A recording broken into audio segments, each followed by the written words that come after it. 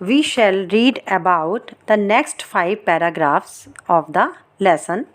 In the previous video, we read till the state of poverty.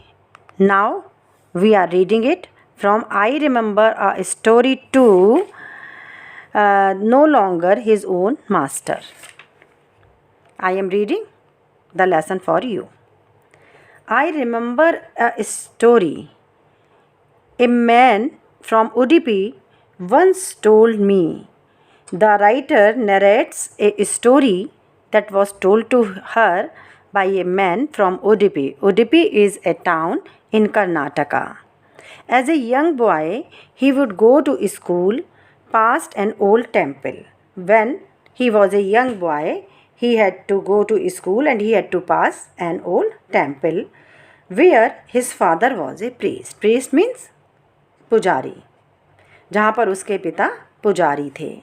He would stop briefly, वो थोड़ी देर को रुका करता था at the temple मंदिर में and pray और प्रार्थना करता था for a pair of shoes. He would stop at the temple and pray to God to bless him with a pair of shoes. This was his longing. 30 years later, 30 साल बाद, I visited his town, मैं उसके town में गई, and the temple और उस temple में, which was now drowned in an air of desolation. Drowned means डूब चुका था, in an air of desolation. Desolation means the state of being empty. एक उजड़ा वीरान खंडर हो चुका था वो. In the backyard, पिछवाड़े में, where lived the new priest, नया पुजारी रहता था. There were red and white plastic chairs थी वहाँ पर. A young boy dressed in a grey uniform, एक छोटा लड़का जिसने ग्रे कलर की यूनिफॉर्म पहनी हुई थी, wearing socks and shoes उसने पहने थे, arrived panting. Panting means हाँपते हुए, छोटी छोटी सांसें लेते हुए. वो हाँपता हुआ आया and threw his school bag on the folding bed, और उसने फोल्डिंग बेड पर अपना स्कूल बैग फेंक दिया. तो the writer is showing here the change in the life style of the pupil. Looking at the boy, लड़के को देखकर, आई रिमेंबर्ड, मुझे याद आ गई, द प्रेयर, वो प्रार्थना, another boy had made to the goddess, जो दूसरे लड़के ने देवी से की थी. When he had finally got a pair of shoes, जब आखिर में उसको एक पेयर शूज़ मिले थे. Let me never lose them, बस मेरे खोने मत देना. The goddess had granted his prayer, देवी ने उसकी प्रार्थना स्वीकार कर ली थी. Granted means accepted. Young boys like the son of the priest now वोर शूज़, छोटे लड़के प्रीस्ट के लड़के की तरह अब जूते पहनने लगे हैं. बट मैनी अदर्स, लेकिन फिर भी बहुत सारे, like the rag pickers in my neighbourhood, जैसे मेरे पड़ोस के जो रैक पिकर्स हैं, रिमेन शूलेस, वो शूलेस ही हैं. After 30 years, the writer visited the town and the temple. Now the place was nearly empty. The new priest lived in the backyard of the temple. Plastic chairs in red and white color were kept there. A young boy came running. He was wearing grey colored school uniform, socks and shoes. He had a school bag hung on his shoulder. He threw it on the bed and ran away. The writer wants to say that the financial position of the priest at the temple had improved over the last 30 years. Now he could afford shoes for his children. She was reminded of another boy who got a pair of shoes. He prayed to the goddess that he may never lose the shoes that he had got. The goddess had granted his prayer, as the boy never lost his footwear. This shows us that the underprivileged value anything that they get because they have been longing for it. My acquaintance means introduction, परिचय, with the barefoot rag pickers, जो नंगे पैर rag pickers के साथ था, leads me to Seemapuri, मुझे सीमापुरी ले जाता है. ए प्लेस, जो एक जगह है, on periphery of Delhi. Periphery means outer area, outskirts of Delhi, yet miles away from it. Even it is miles away from it, metaphorically, means symbolically. It means the lifestyle of the people who live at Simapuri is quite different from the lifestyle of the people who live in Delhi.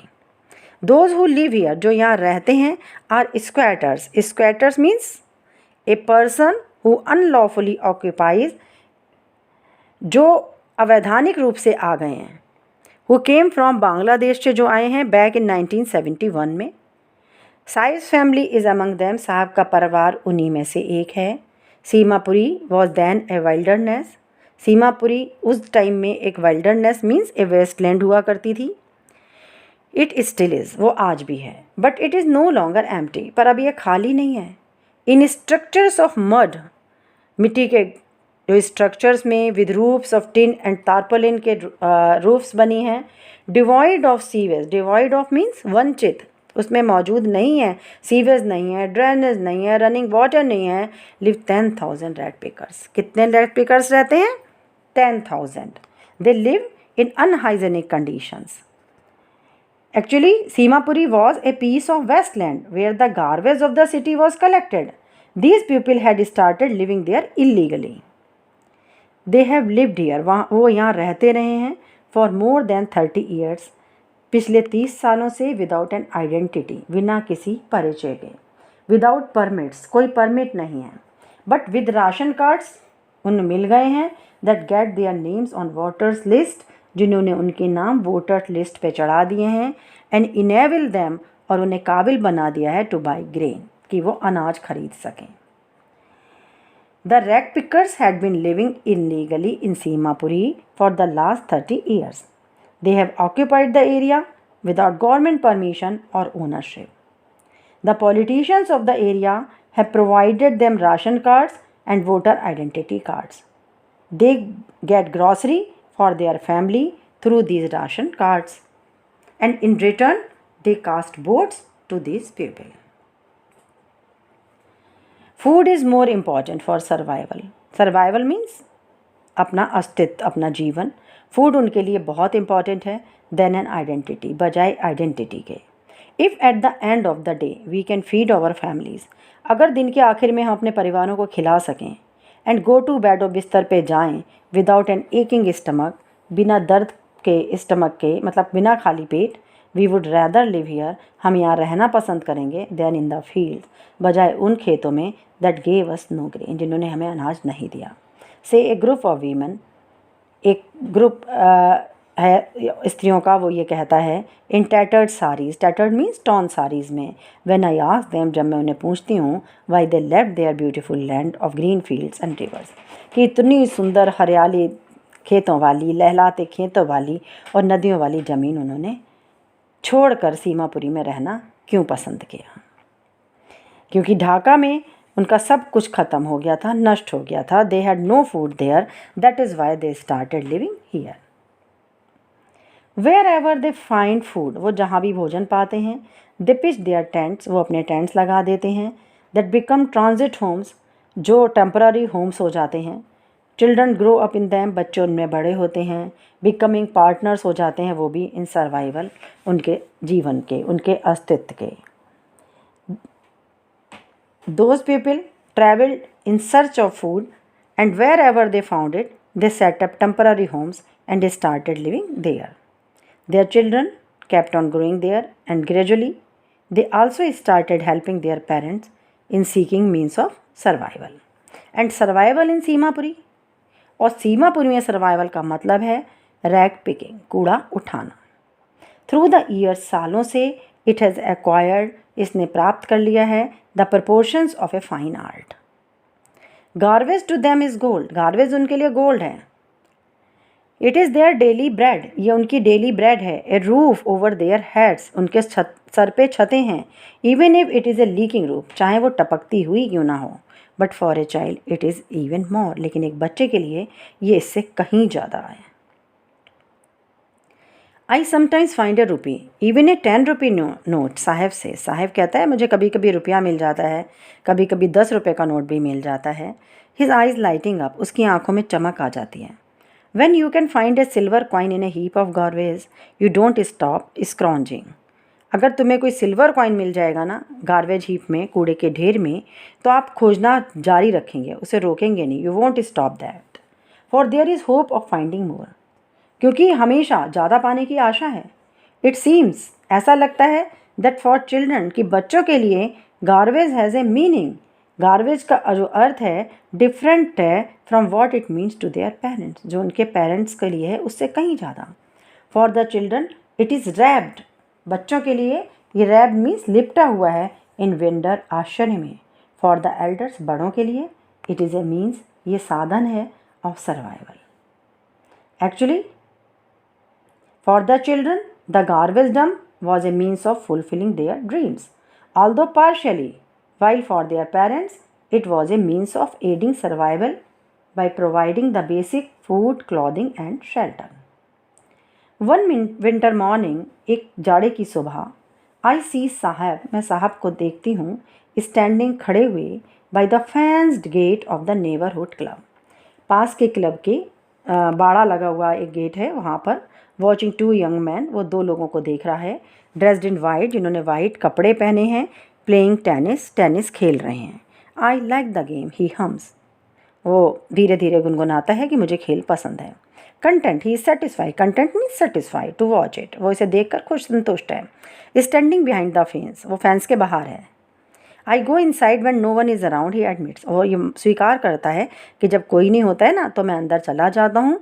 The gate keeper lets me use the swing, और gate keeper मुझे झूला झूलने देता है।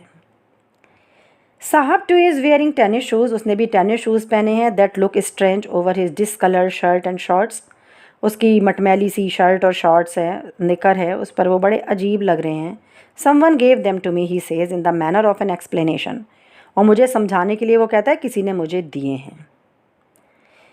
The fact that they are discarded shoes of some rich boy, तथ्य ये है कि वो किसी अमीर लड़के के डिस्कार्डेड शूज़ हैं। He would have find that them in the garbage, उस लड़के ने perhaps refuse to wear them, हो सकता है उन्हें पहनने से मना कर दिया हो, because of a hole in one of them, शायद उसमें एक आध होल हो गया हो। Doesn't bother him, bother means परेशान करना, वरी करना, इससे उसे कोई परेशानी नहीं है। फॉर वन, एक आदमी के लिए, who has walked barefoot, जो नंगे पैर चला हो, even shoes with a hole, एक छेद वाला शूज़ भी, इज़ ए ड्रीम, एक सपना है, ड्रीम कम ट्रू, सपने का सच होना है। But the game he is watching so intently, intently माने मन लगा कर, लेकिन जो खेल देख रहा है ना बहुत मन लगा कर, is out of his reach, उसकी पहुँच के बाहर है। This morning Sahib is on his way to the milk booth, इस सवेरे साहिब जो है वो मिल्क बूथ के रास्ते पर है। He in his hand is a steel canister, उसके हाथ में स्टील का एक कनिस्तर है। I now work in a tea stall down the road, he says, वो कहता है कि मैं वहाँ नीचे सड़क पर मैं एक टी स्टॉल में काम करता हूँ। पॉइंटिंग इन द डिस्टेंस, दूर पर इशारा करते हुए। आई एम पेड 800 रुपीज़, मुझे 800 रुपये मिलते हैं, एंड ऑल माई मील्स, और सारा खाना। Does he like the job, I ask, मैं पूछती हूँ क्या उसे काम पसंद है। हिज फेस आई सी, क्योंकि उसका चेहरा मैं देखती हूँ, has lost the care free look, वो जो केयर फ्री लुक हुआ करती थी उसके चेहरे पर when he used to pick the rubbish is no more. The steel canister seems heavier, steel का कनिस्टर बहुत हैवी लगता है, then the plastic bag he would carry so lightly over his shoulder, वो जो प्लास्टिक बैग अपने कंधों पे लेके जाया करता था। द बैग वॉज हिज, वो बैग उसका था। He was his own master then. The canister belongs to the man, लेकिन कनिस्टर जो है वो उस आदमी का है who owns the tea shop, जिसकी वो टी शॉप है। Sahib is no longer his own master, Sahib अब अपना मालिक नहीं है। Actually, he is not free to do anything. Now I am giving you some MCQs which you have to answer in the comment box of the video.